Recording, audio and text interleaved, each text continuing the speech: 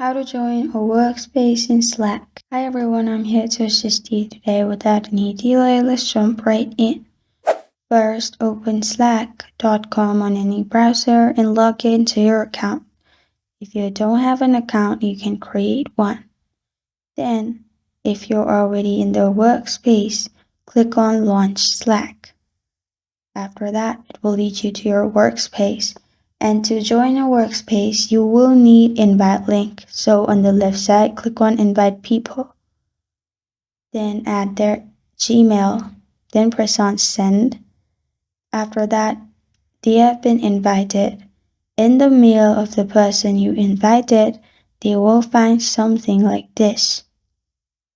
After that, click on join Slack. After you click on join Slack, you will find this kind of screen. You can create an account if you don't have an account, or simply log in if you already have made an account. After that, you will be joined to that workspace. This is how to join a workspace in Slack. Thank you for joining me today. If this video helps you out, please leave a like and subscribe for more. A question or want to suggest a topic, comment below. Thank you for watching.